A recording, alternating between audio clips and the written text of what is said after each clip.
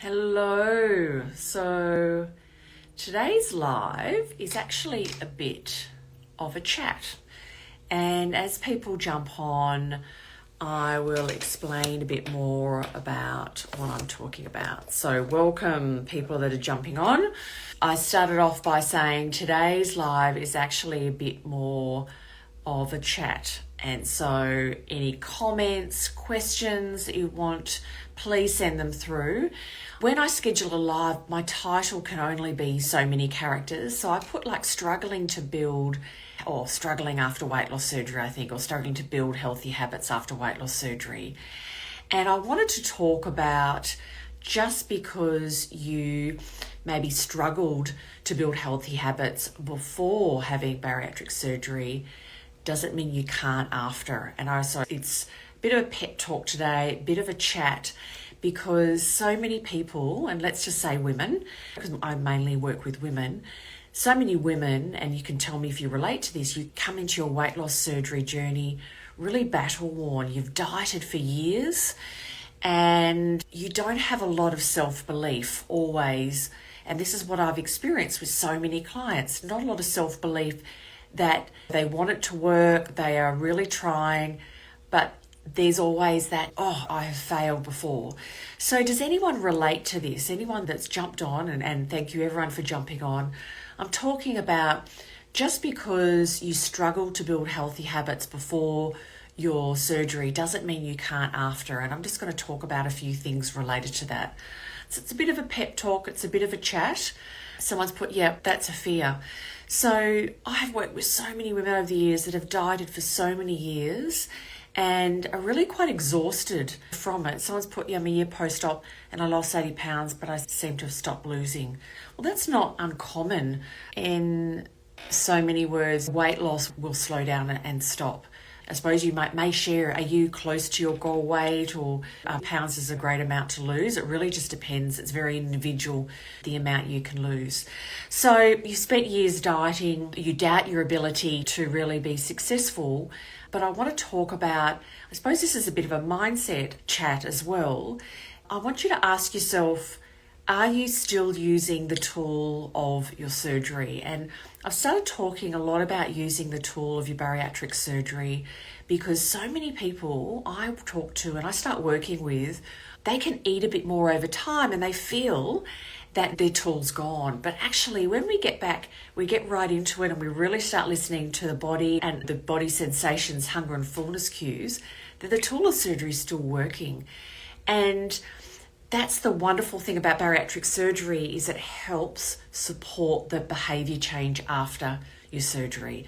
So you're not tackling your behaviour change and your eating habits, the changing those after surgery the same way that you were. And I like to ask the question, are you driving your tool, if your tool of bariatric surgery is a car, are you driving it in manual? Or are you on automatic? Are you letting or expecting it to do all the work for you? Or are you not only leveraging the tool of the surgery, but learning to drive and maximize the tool of surgery? So can people let me know if this makes sense to them? Does this resonate? Because this is how I look at it and want people to think about it. And I would love you to know if this makes sense, because so many people will say, they thought the surgery would do it all for them.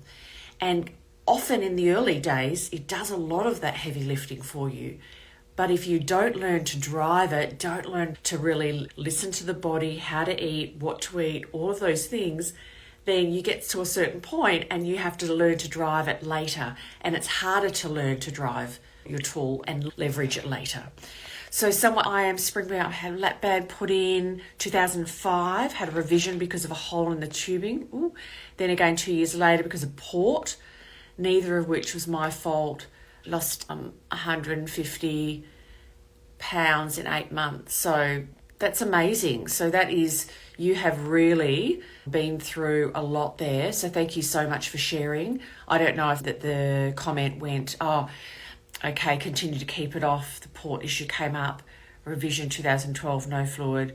Again, this time messed up. Then a furry companion. Oh, yeah, okay. And that can be really hard when people find significant loss and lose loved ones and pets. Someone's lost 150 pounds, about 25 pounds from target. So scared of regain. I think I eat too fast and I'm worried physical harm to my pouch.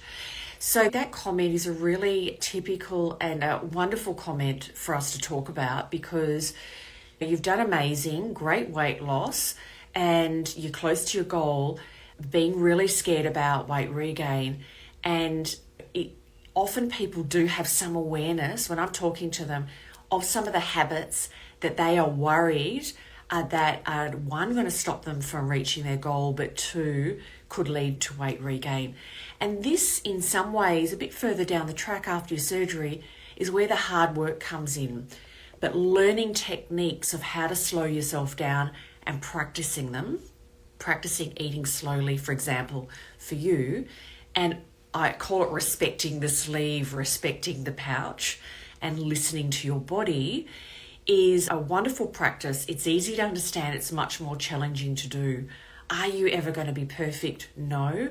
But this is where the basics and the foundations come in, of the basics that I call them one of my foundations: small bites, chew well, eat slowly. And you're really aware of it, Laura, so that's really fantastic, okay?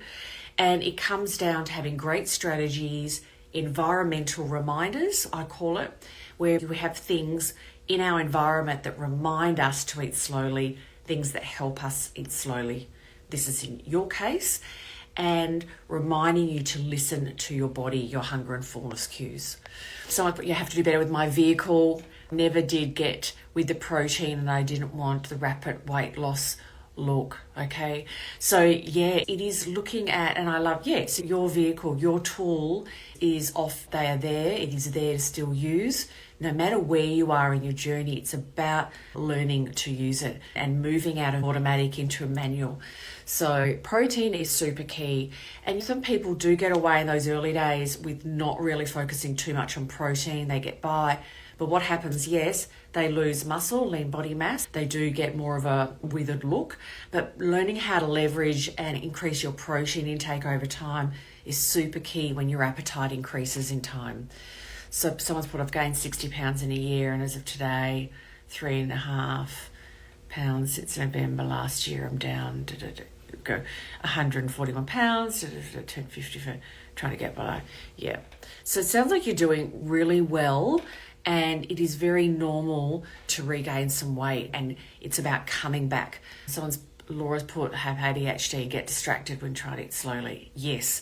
So I try and time myself with music tracks. Fantastic. Great idea.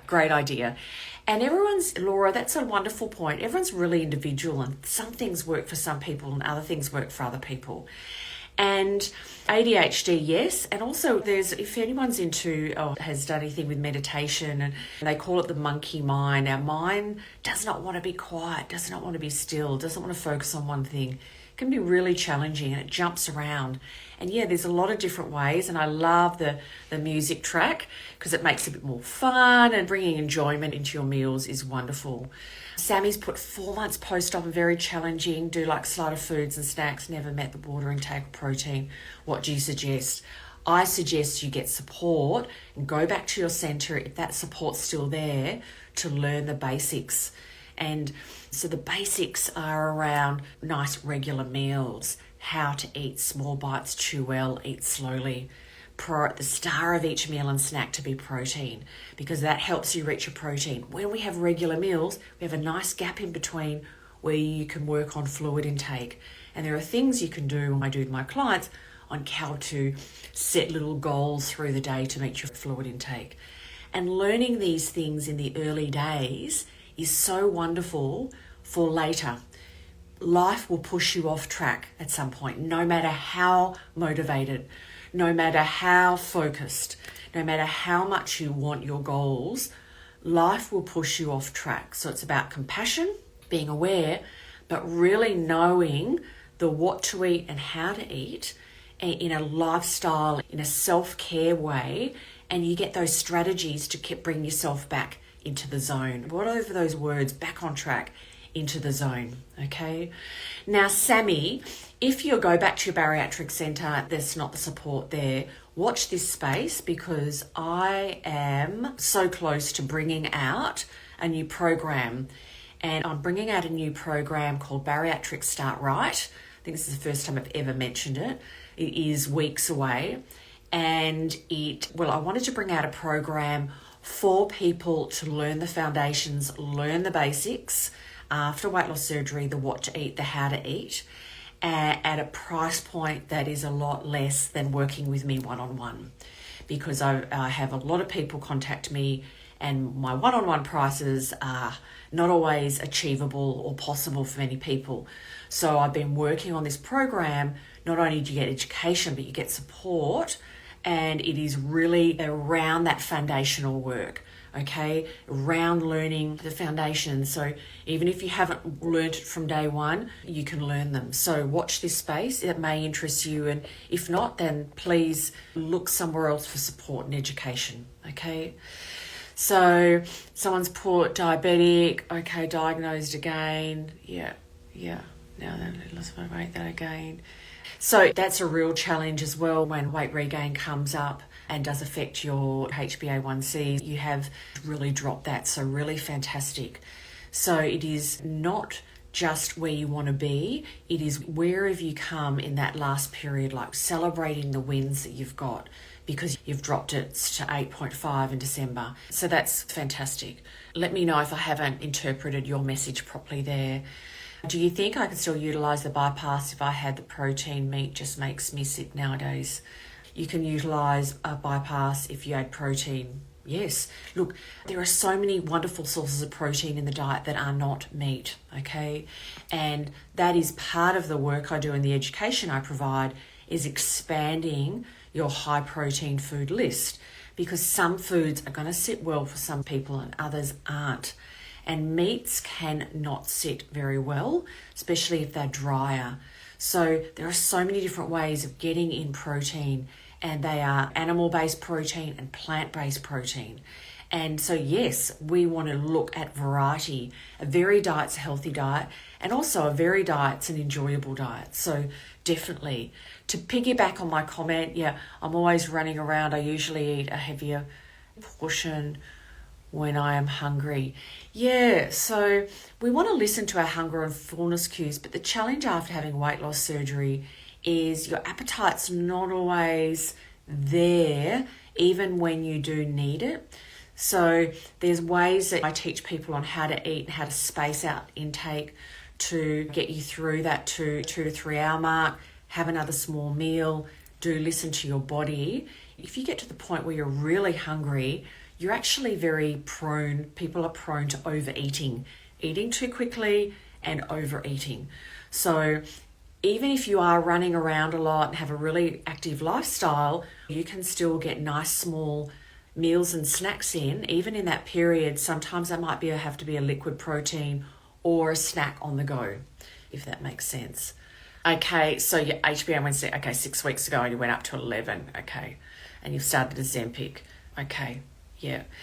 Body image and that side of things is such a big challenge, and it's really great to get support and emotional support. So I'm a big advocate for reaching out to see what services you can access with respect to emotional support, because the journey can be peaks and big troughs, and it is really tough when you have struggled to find wins. So I'm so glad you're doing the self-care stuff, which is getting your bloods checked, starting on the Ozempic with some metformin, and the other thing is the skin side of things very much for more of a medical thing, but I can really want to encourage you to reach out for emotional support, and that's such a big part of the journey.